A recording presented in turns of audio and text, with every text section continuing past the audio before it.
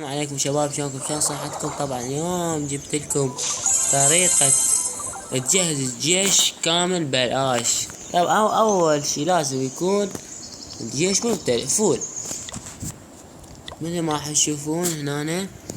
لازم عند الجيش فول 220.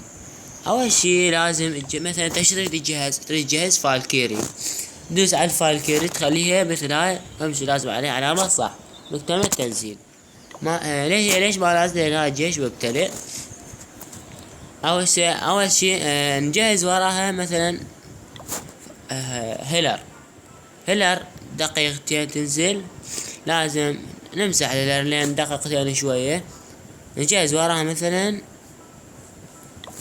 الكولوم 5 دقائق، نخليه اول واحد، نخليه هيك.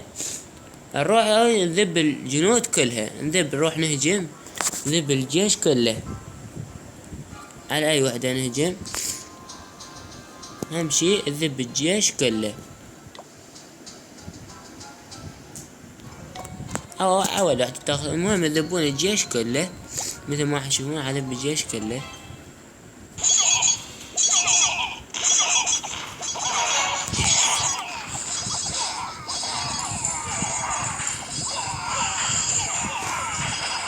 يذبون، لازم الجيش كله يخلص.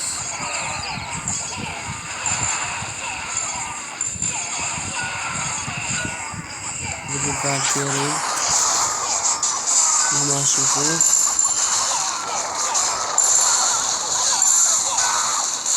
استسلم.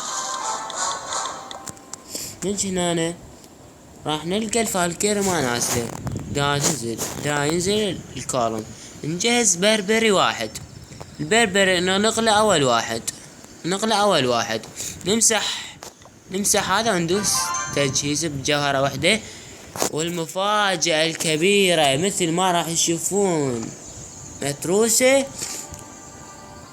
متروسة الساحة كلها فالكيري. 27 فالكيري وبسعر واحد من الفالكيري. يا للروعة مثل ما تشوفون. هاي ثغرة انصحكم تستفادون من عندها. كلمة شكر تكفي، وارجو الاشتراك بالقناة اذا عجبكم الفيديو، لايك. والسلام عليكم ورحمة الله وبركاته.